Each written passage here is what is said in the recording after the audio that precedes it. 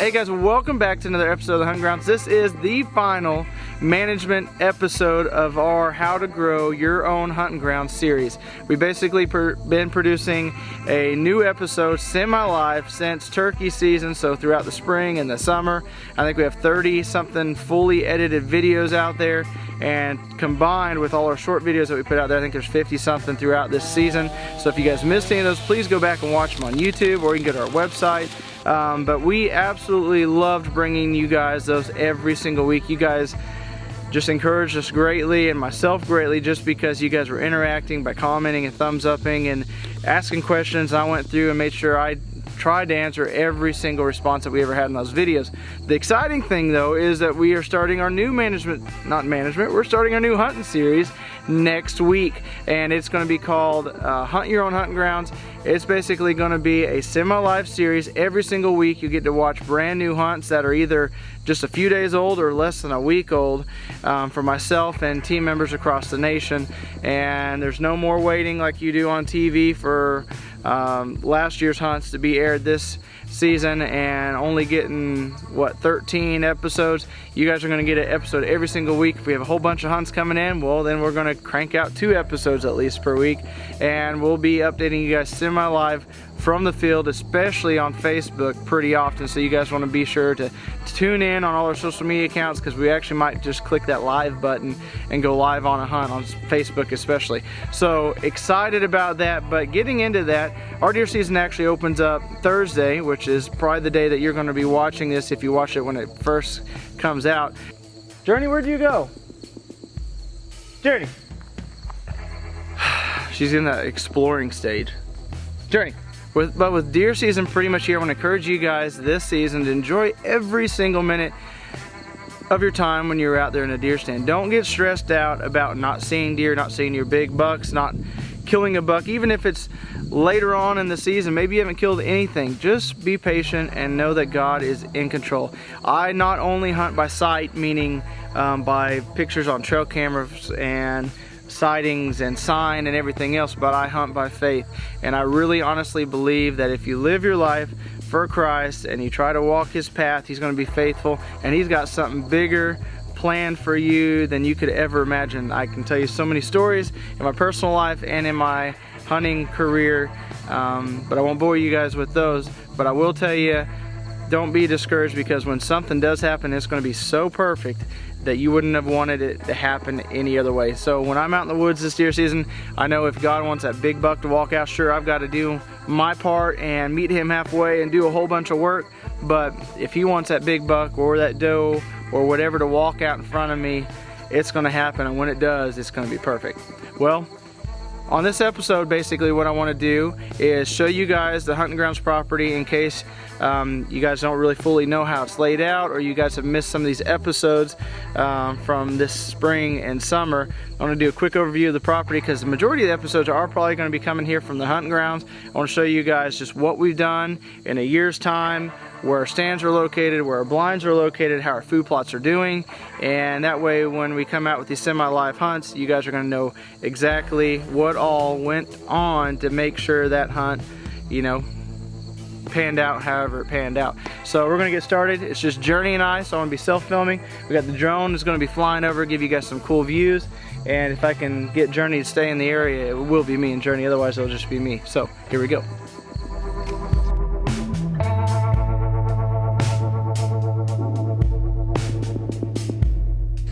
Well, here we are in the very southernmost clover plot on the property. If you guys remember last deer season, I showed you guys my first ever deer kill. It was a doe out of this tree stand on my own personal property. Really exciting hunt. I encourage you to go watch that. But this was a clover plot throughout most of the summer, and we came back in just recently, late summer, no-till drilled the broadside mix in, so you can see a lot of these big broadleafs starting to come up, all these brassicas. You got a lot of the sweet starting to come up, especially now that we are finally getting rain. We've been in a severe drought here for most of the summer. But this food plot was not enough to, you know, kind of keep up with the deer population I have on this property. So I ended up back here behind me extending this food plot, almost doubling the size of the clover plot, and then across my driveway planted somewhere around an acre of Eagle Seed soybeans over there. This is going to be a hot spot. It's just the area. There are tons and tons of deer, tons of deer browse. There's already tons of deer sign with deer droppings and prints all over, and pretty excited about this plot. Just south of me here is the southernmost hill on the property. Call it Rebel Hill because it is the most southern as you can get. It's got an advanced tree stand up there and just a set of hardwoods, tons of producing white oaks on that ridge this year, and just got an advanced tree stand up there. A lot of these bucks and does before they come into this plot like to stage up back there, and so depending on what we're getting on our spy points is going to tell us if we want to hunt here. If they're not coming into the plot till after dark, then we'll probably back off and get on those advanced tree stands back in the woods and try to intercept them coming into here. So got the redneck soft blind right here in the corner of this field. It is going to be a hot spot. We have a awesome pinch point down here, and Journey, I think, is smelling all the deer. There's just tons of deer browse. Since we started getting rain here again finally, this stuff has just exploded, which is good because I was kind of getting worried it wasn't going to mature enough by the time we get our first frost. So it's looking pretty good. See here over my shoulder. There you go. You got the redneck soft blind. If you watched on Facebook, I did a live video the other day about putting up this little scrape tree here. Got a nice T-post. We were trimming up branches for the shooting lanes for the redneck, and it just happened to be a perfect branch. So about 20 yards out from the redneck here, we've got that scrape tree. It funnels down perfectly where this clover field funnels down and pinches right here. You can see how narrow this is.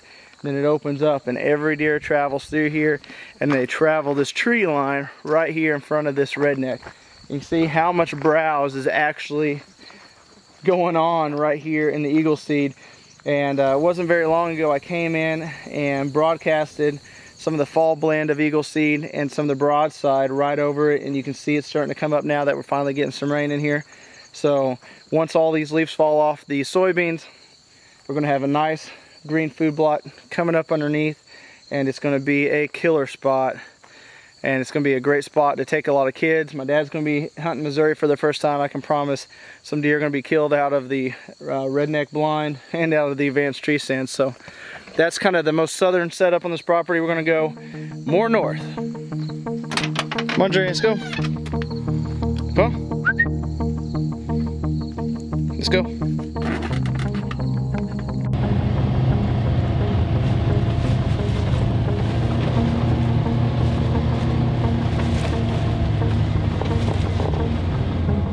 Hey guys, so here we are. We've come more north on our property to pretty much our destination food plots. You can see the Eagle Seed soybeans have done absolutely phenomenal this year. There are areas that are really heavily browsed, especially along the tree lines where the deer, first come out, but they've done great. This is the area last year that we had in food plots. It's primarily clover right now. Again, we did no-till drill this with a broadside mix as well, so it's starting to come up. But I definitely realized that I needed more food plots or larger food plots back here to keep up my deer herd. So we ended up planting almost about 1.5 acres of Eagle Seed soybeans that we extended out on this plot, kept up with the clover. It started getting stressed this year. You can see some of the grasses, some of the weeds coming up in the clover plot here, but it has been no-till drilled through. I didn't go back in later in the season and brush hog just because with the drought, the clover was already stressed. But you can tell this food plot is looking really, really good. Otherwise, we have the brand new, for us, brand new redneck buck palace blind back here behind us. It's at 10 foot. You have the coolest view on the whole property from there, and I can guarantee we're gonna see so many deer from there. It's gonna be unreal. Another great spot to take some first-time hunters and some kids, and when we're having some bad weather, I can guarantee I'm gonna be in there for sure, if not even in there, just because I want to be. But we do have an advanced tree stand down here. Last year you saw me kill a doe out of it when Scotty and I scored on that double really late season. This food plot's looking really good. Our persimmons are absolutely loaded on the trees down there, and we're just set up to really have a killer time, no pun intended, hunting here. So excited to see what this food plot produces, how many deer are coming in here. But we do have a couple of stand locations set up on the edge of this with the advanced tree stands. But now we're going to go to the most north food plot, to the staging plot that's just outside of this feeding plot here.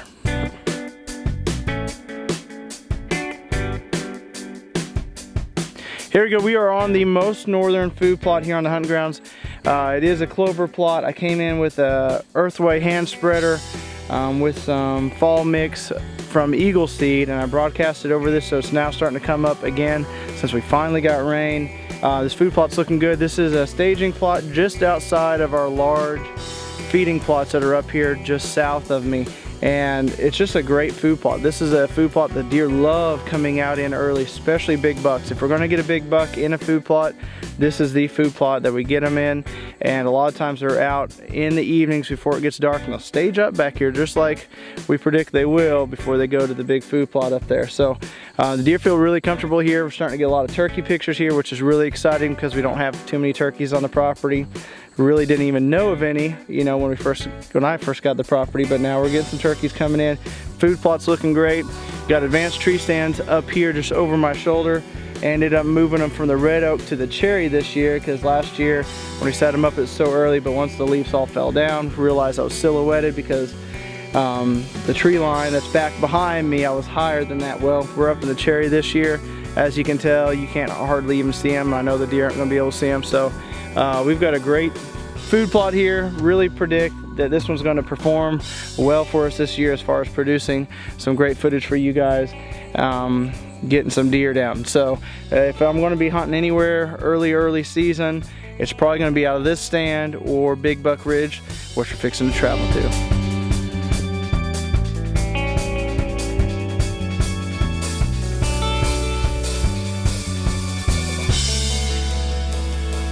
Well, here we are all the way out to our last tree stand set up here on the hunting grounds. Back behind me we have two advanced tree stands, one for the cameraman and one for myself. And this is our kill plot. If you guys saw our episode, we showed you late summer, we came in here, cleared out this ridge, cleaned it out, scraped it out, and then came in and fertilized and planted this just little throw and grow food plot, and it's really doing good. It was kind of getting hit pretty hard there with the drought, but now with the rain it's starting to green right back up. This is looking phenomenal. This is on Big Buck Ridge. If there's a ridge or an area on the property that the big bucks are going to travel through, this is where we always capture them. And last year just didn't have much luck on this ridge because they just kind of go sporadically. It's not a very wide ridge, as you can tell, from one side to the other, but I wanted something that's going to draw the deer in, give them a little destination, but at least pinch point them down to hit this food plot before they go on and hopefully give me a shot. It's doing really well. Pretty excited about this. This is one of those areas too, early season I can be in.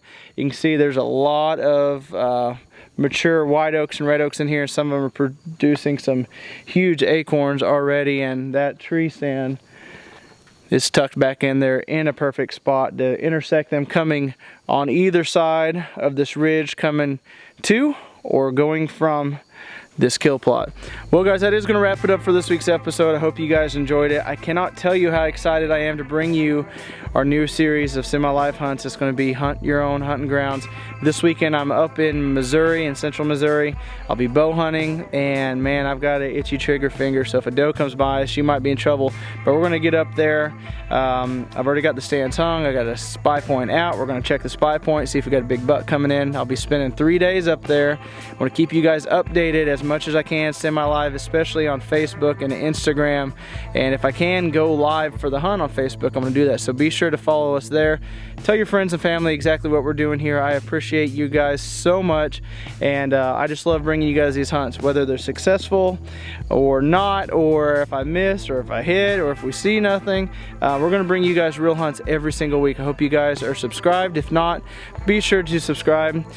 Comment down below, give us a big thumbs up. I appreciate every single one of you once again. Guys, until next time, go everywhere, get a youth or new hunter involved in the outdoors, and as always, have a better than average day. Man, I just can't tell you, like, I'm trying to hold in the excitement right now. I'm ready to be in the stand in a couple of days and bring you guys hunts. See you then. Looks like somebody's ready to go. You look awfully comfortable there, girl. Are you ready to go back to the house? We go home, say bye-bye. Bye-bye.